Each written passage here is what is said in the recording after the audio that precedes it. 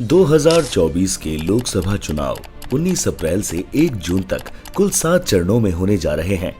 ये चुनाव अभी तक के दुनिया के इतिहास में सबसे बड़े चुनाव भी माने जा रहे हैं। भारत की 1.4 अरब की आबादी में से लगभग 97 करोड़ वोटर्स 543 लोकसभा सीटों पर अपने लिए प्रतिनिधि को चुनेंगे।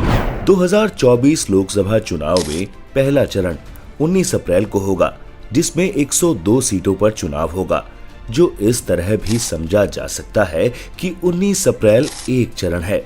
जब चुनाव होंगे यानी चरण का अर्थ उस दिन से लगाया जाता है जब चुनाव होते हैं।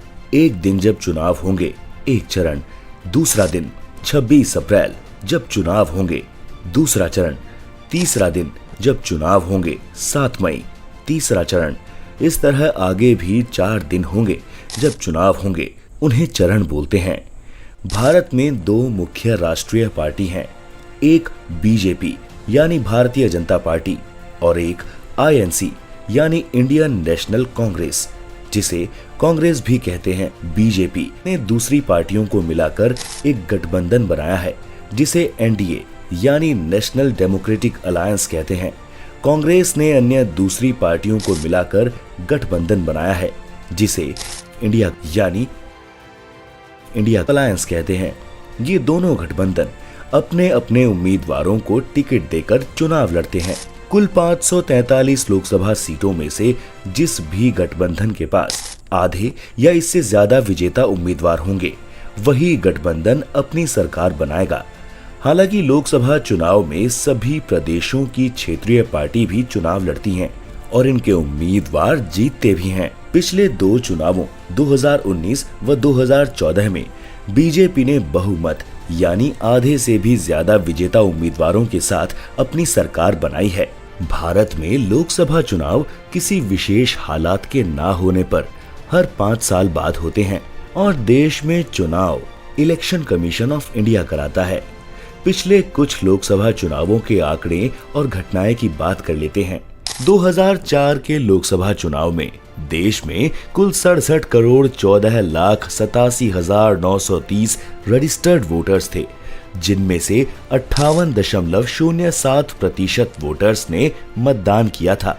2009 के लोकसभा चुनाव में देश में कुल 71 करोड़ 69 लाख 85,101 रजिस्टर्ड वोटर्स थे, जिसमें से 58.21% वोटर्स ने मतदान किया था। यही बात करें 2014 की, तो 2014 के लोकसभा चुनाव में देश में कुल 83 करोड़ 40 लाख 82,814 रजिस्टर्ड वोटर्स थे, जिनमें से 66.44% वोटर्स ने मतदान किया था। 2019 के लोकसभा चुनाव में देश में कुल 91 करोड़ 19 लाख 50,734 रजिस्टर्ड वोटर्स थे, जिनमें से 67.40% वोटर्स ने मतदान किया था। 2019 के लोकसभा चुनाव में देश के इतिहास में सबसे ज्यादा वोटर्स ने मतदान किया था। 2004 में देश की 14वीं लोकसभा बनने के लिए 4 चरणों के दौरान 20 अप्रैल, 26 अप्रैल, 5 मई व 10 मई को चुनाव हुए थे, जिसमें देश की 543 सीटों पर लोगों ने अपने लिए प्रतिनिधि को चुना।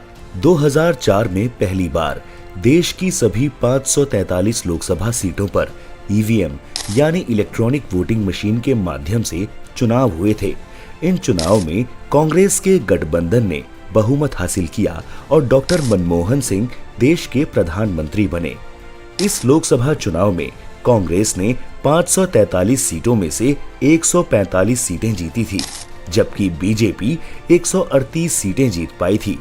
कांग्रेस ने अलायंस की मदद से सरकार बनाई थी। Manmohan Singh prime minister PM Narasimha Rao की सरकार में फाइनेंस मिनिस्टर भी रह चुके थे। 2009 लोकसभा चुनाव देश में 2009 में 16 अप्रैल से 13 मई तक 5 चरणों में चुनाव हुए थे, जिसमें देश की 543 लोकसभा सीटों पर 8,070 उम्मीदवारों ने भाग लिया। 2009 में बीजेपी ने अपना प्रधानमंत्री उम्मीदवार लाल कृष्ण आडवाणी को बनाया, जबकि कांग्रेस ने मनमोहन सिंह को। इस लोकसभा चुनाव में कांग्रेस ने 206 सीटों पर जीत पाई और बीजेपी ने 116 सीटों पर। कांग्रेस के अलायंस ने 262 और बीजेपी के अलायंस ने 159 सीटों पर जीत पाई। कांग्रेस ने दूसरी पार्टियों को साथ मिलाकर 322 सांसदों के साथ सरकार बनाई।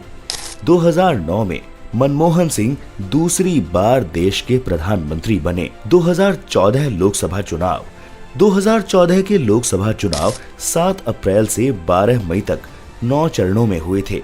इस चुनाव में बीजेपी ने भारी बहुमत हासिल की। बीजेपी ने 543 लोकसभा सीटों में से 282 सीटों पर जीत पाई। बीजेपी अलायंस एनडीए ने 336 सीटों को जीता। इस चुनाव में कांग्रेस केवल 44 सीटें जीत पाई और कांग्रेस अलायंस 59 सीटें जीत पाया। 1984 के बाद किसी एक पार्टी को बहुमत नहीं मिल पाया था और देश में गठबंधन की सरकारें बनती आ रही थी। 2014 में बीजेपी ऐसी पार्टी बनी जिसके पास सरकार बनाने के लिए बहुमत था। 2014 में नरेंद्र मोदी देश के 14वें प्रधानमंत्री बने। 2019 लोकसभा चुनाव 2019 में 17वीं लोकसभा के लिए 11 अप्रैल से 19 मई तक 7 चरणों में चुनाव हुए थे। इस चुनाव में बीजेपी ने दोबारा बहुमत हासिल किया और नरेंद्र मोदी दूसरी बार देश के प्रधानमंत्री बने। इस चुनाव में बीजेपी ने 303 और बीजेपी अलायंस एनडीए ने 353 सीटों पर जीत हासिल की। कांग्रेस ने 52 और कांग्रेस अलायंस यूपीए ने 91 सीटों पर जीत हासिल की।